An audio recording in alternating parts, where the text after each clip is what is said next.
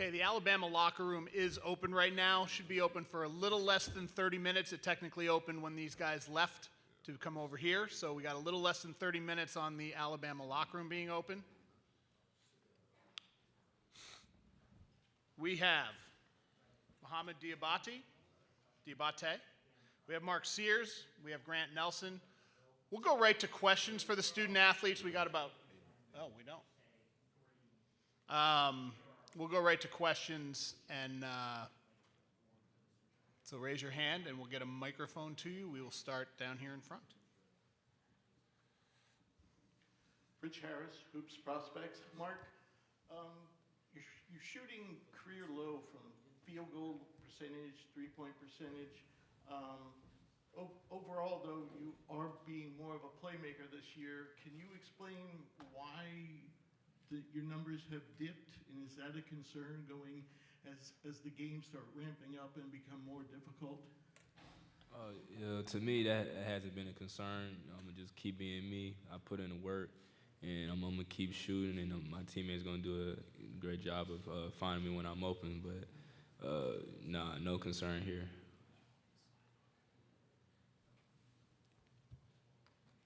Go here in the third row. Hi, Vincent Picone from Montclair State.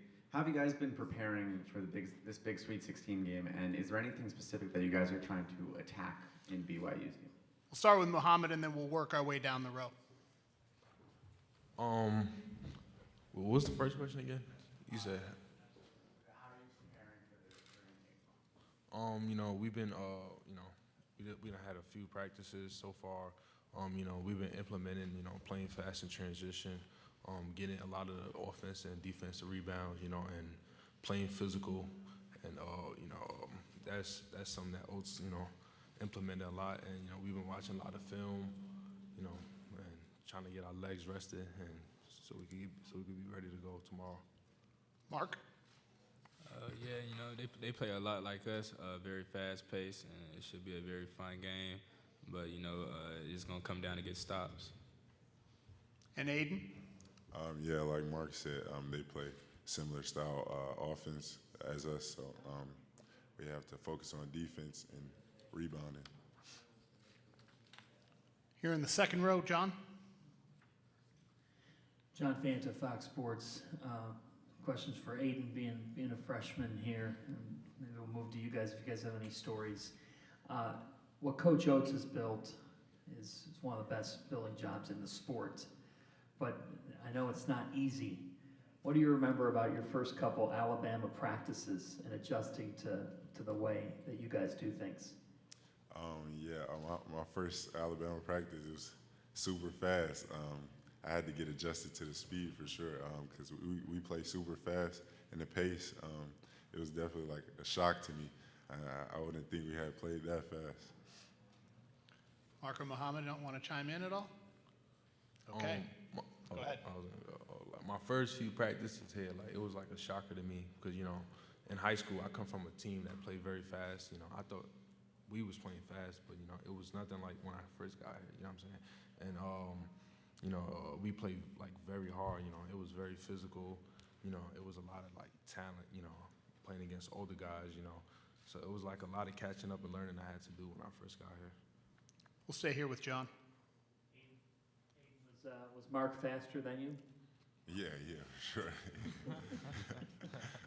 I guess then along those lines, Mark, how do you guys balance playing that fast and being under control? I said we practice it. We've been practicing since June. So we've been practicing making the reads going 100% and going fast, and now it's just making the right read. So we always play with creating advantages. So when we're playing that fast, we're gonna most likely create an advantage within 6 seconds, and then you just gotta make the right read. We'll come back here in the front row.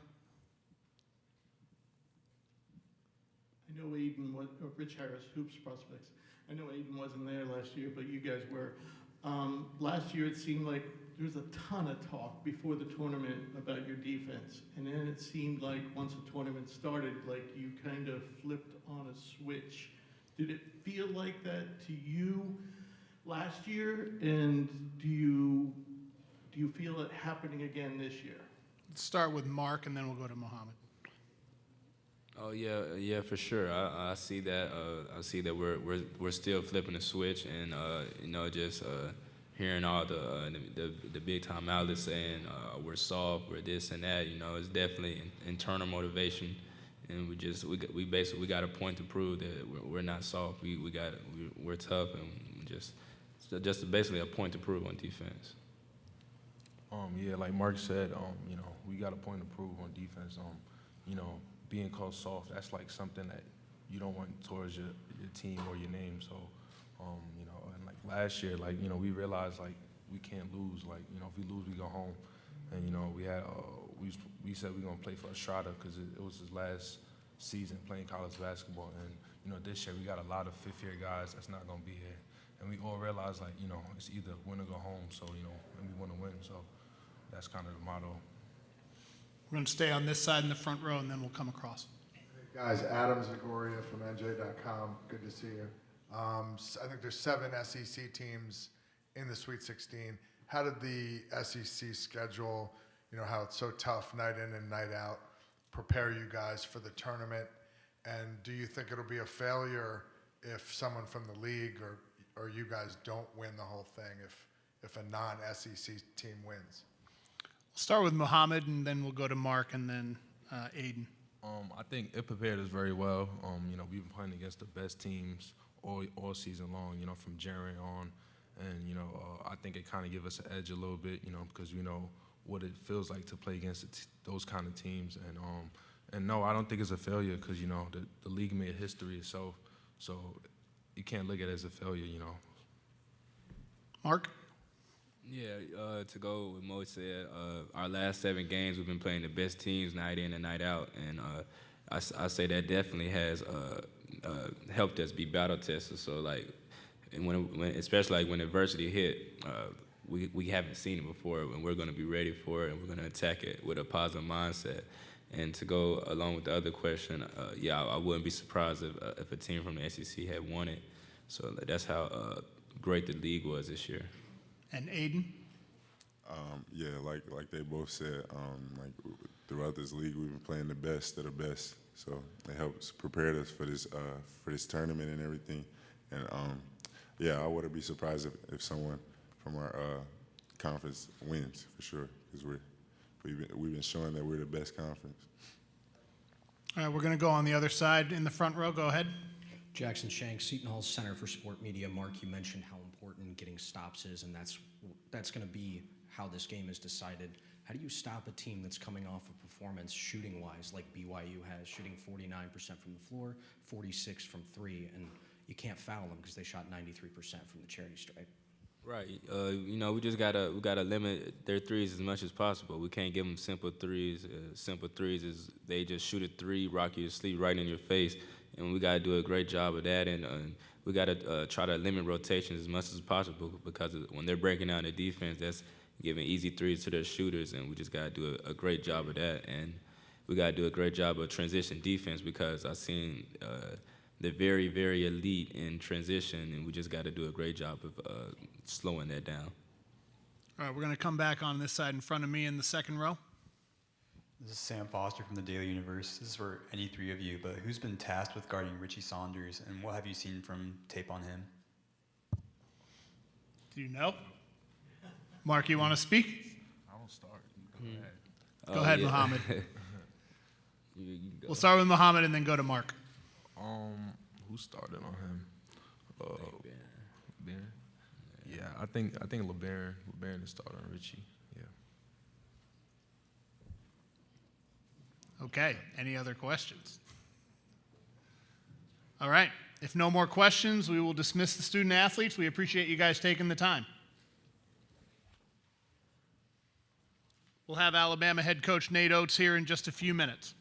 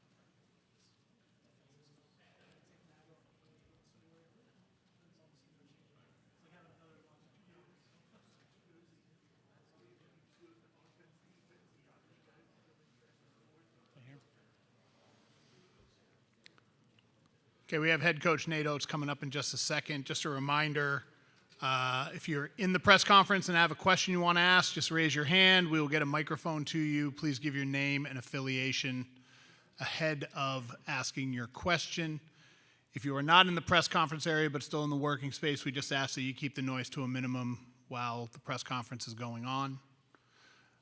No recording with cell phones or cameras, aside from team videographers.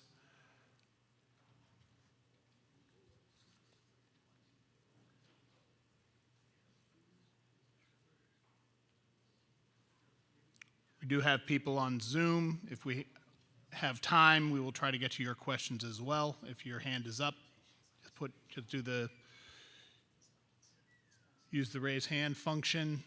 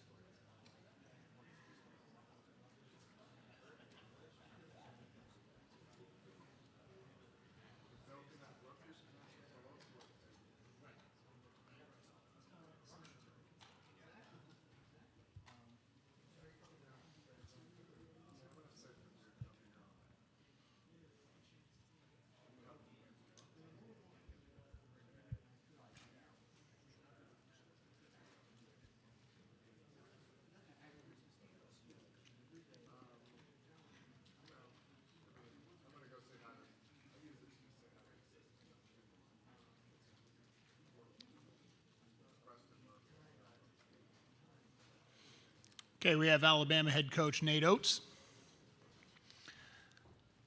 Alabama locker room is still open. We have about 12 minutes left on open locker room for Alabama.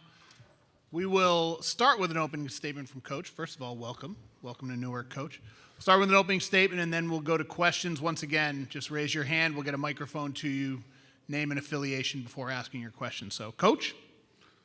Great to be here. Appreciate it. It's good to be here in New Jersey, New York area. We've got a few players on our team from here.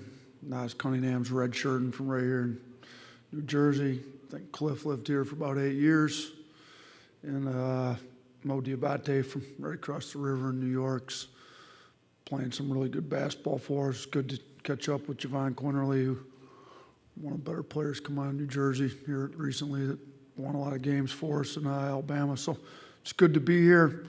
It's good to be back in the Sweet 16. It's not easy to get here.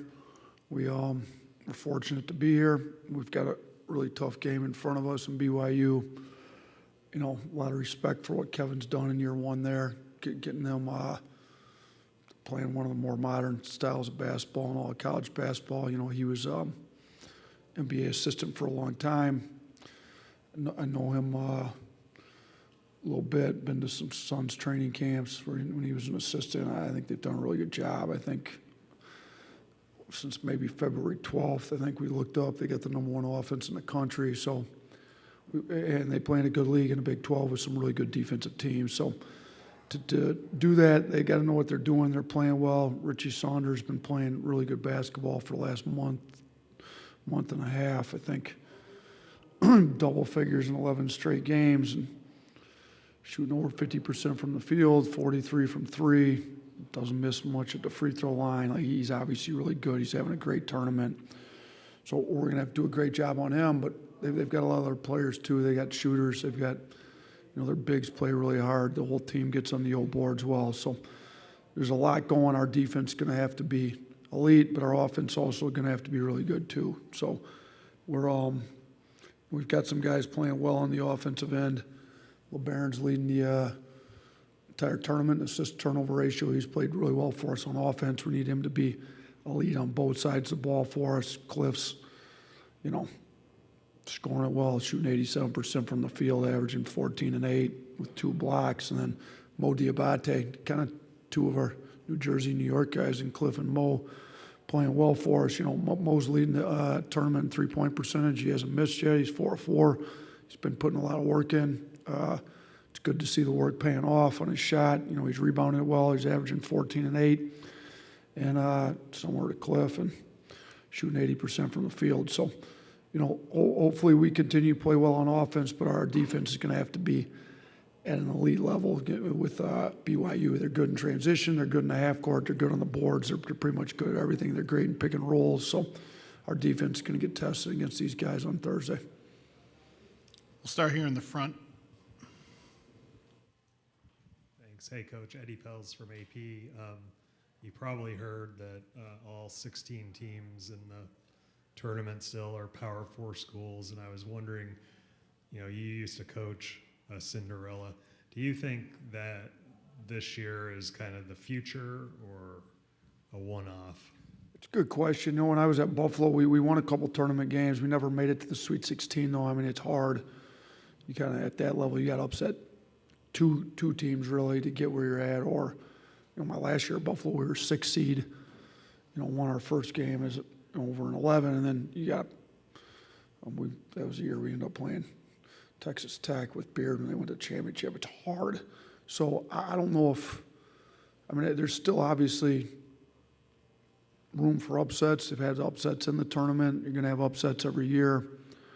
My guess would be you're still going to have some upsets, but, I did see somebody made the point, like, anybody that gets really good at mid-major level, it seems like there's just a lot more rev share, NIL, money up at the higher levels. It's going to be harder for, I don't know that I would have been able to keep my whole team together at Buffalo in today's day and age. So, but you do, I will say this though, the other side of that is a lot of these high major teams are going not all in, but a lot more in on the transfers with the portal, which means there's a lot of freshmen that are not getting offered at the high major level that would have used to get offered that now are ending up at a mid-major school, and some of them are really good. So those mid-major schools that are going to have to do a really good job evaluating talent coming out of high school, then you're just going to have to do it, with some younger guys, I think. And I think it's still going to be done, but it might be a little bit harder. I think you'll still see some Cinderellas coming through, but I haven't put a lot of time into that. I've got a really good offensive team at BYU. I've had to put a lot of time in, so that's my 2 cents on something I haven't thought too much about. We'll stay here in the front row. These are the next two. Rich Harris, Hoops Prospects. Coach, I got one quick one for you. Are Cliff and Grant healthy?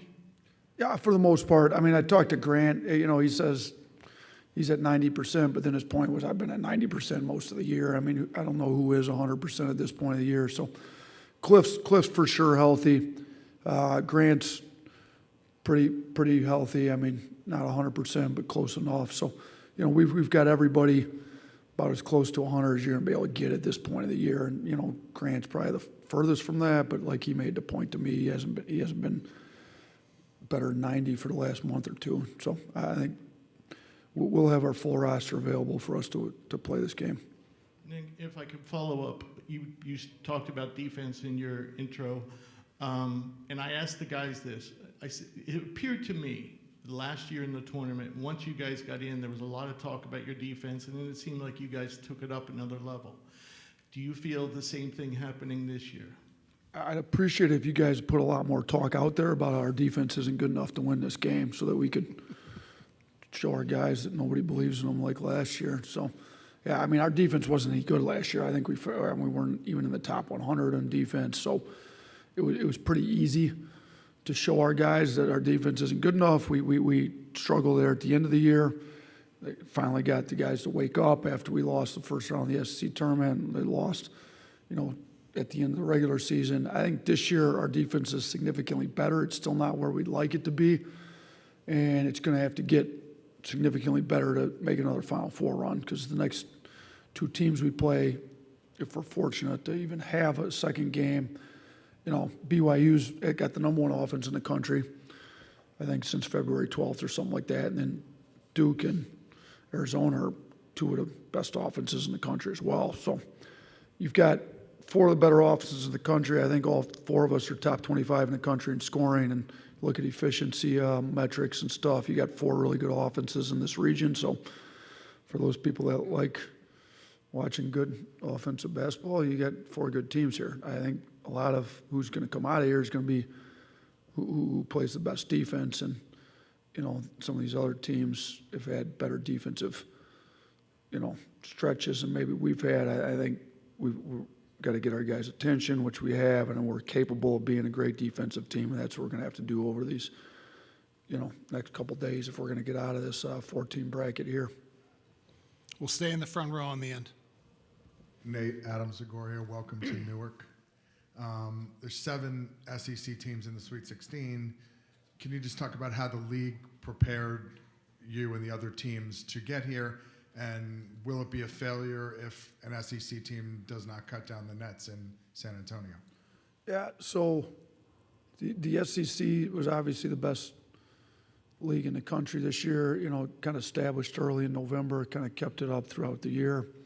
And for those that question whether they could make a tournament run, we've got 7 teams here left. So, the teams we played throughout the course of January, February, early March were really good. You look at our last 7 games in the regular season, nobody played a 7-game stretch anywhere close to that throughout the country at any point during the year. So, I think that stretch, as long as you're able to keep your guys mentally engaged, we went 3-4 in that stretch, with one of the wins being at #1 Auburn. We lost on a buzzer beater at Tennessee, lost to Florida, who's a #1 seed. You look at some of the teams we played. So Auburn's #1 overall seed, Florida's a 1 seed, Tennessee's a 2 seed.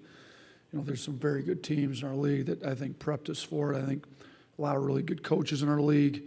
When you got to go against these coaches every night, you get sharpened up. When your players got to go against best players in the country on a night in, night out basis, they're used to having to bring it every night. So I think that the league prepared all of us. You saw different styles. I mean, you look at the teams that have made it. Tennessee's different than Auburn, it's different than Kentucky, it's different than Ole Miss. We're different than all of them. So I think you get used to playing different styles. BYU's really good. Kentucky, similar but different than BYU. So I think, we were able to play Kentucky 3 times.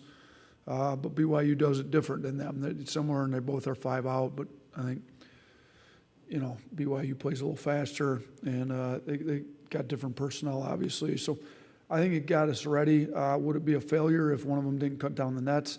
I mean, in a 1-game elimination tournament, there's a lot of variance goes into that. I don't want to call it a failure. I think it's been an unbelievably successful season. We could end up with 6 out of the last 8 teams if things go great. We will guarantee at least 1 in the Elite 8. But no matter what happens from here, I think we've had an unbelievably successful season. We need to try to keep our league at the level it is. Obviously, it's going to take a lot of work, and administrations, coaches, everybody's going to have to continue to put the resources that are needed into basketball. So, hopefully one of the SEC teams cuts down the nets, because we're one of them, and I'm hoping we cut it down. But if it's not one, I still think it's a pretty good year for us. We're going to stay on this side, row 4, end of row 4. Emily Smart, Tuscaloosa News. Hey, Coach. Has Houston Millette traveled with the team during the NCAA tournament? Yeah, Houston's with us now. So Houston had a non-basketball related injury that kept him at home. He was unable to travel with us for the first 2 rounds. He's back with us now. We got him, we came right here from Cleveland, so we got here Monday. He got here Monday as well. He took a commercial flight. He's one of the best kids I've ever coached in my life. I want him with the program. He wanted to be with us. He just, health-wise, wasn't able to make the first 2 rounds with us. He's back with us. He'll be on the bench with us. He's obviously not playing. He's redshirting this year, but he's back with the program. Thanks. We got time asking. for one more question. We're going to go in the row 4. Michael Cohen, Fox Sports. Nate, across the 4 teams here in the regional, there's about a dozen or so kids born outside the United States that are either starters or key contributors. BYU obviously has a handful of those. When you look at the influx of international players, where do you see them influencing sort of the schematics of basketball most at the collegiate level in the last few seasons? Yeah, I think, all 4 starting centers born outside the, I believe Duke's, ours, the BYU's starting centers too is Arizona's. I'm not, that's the one. Oh, he was injured. Yeah. So, and then obviously BYU's got them in, and there's, I'm going to miss some if I go through it. I'm more focused on BYU now. Look, I think with the different NBA academies throughout the world that they've started, there's some, and shoot, you've seen the European influence for probably 20 plus years now. It's trickled down NBA down into our level. Very good players all over the world. With the NBA allowing now the rev share and the NIL, you're going to probably see even more, in my opinion, because financially they'll be able to come over here instead of staying at a club team over in Europe or wherever it may be. So, Cliff's been great for us. We've had guys here in the past, and we'll continue to recruit overseas. We don't have as many as some of the other teams, but you look at a guy like Demon. I mean, we've recruited some overseas guys and haven't got too many, but shoot, he's a 6'8" point guard that sees over everything. That's probably going to be a lottery pick, and if you can get a guy like that in your program, it makes a lot of sense. So I think go find the best basketball players that are eligible to play in college basketball wherever they may be across the world. Put together the best roster you can every year. That's where college basketball's gotten, and I think it's going to lead people to Europe, Africa, wherever it may be in the world to put together the best team they can. Okay, Coach, we appreciate you taking the time. Thank you. Thanks. Appreciate you guys.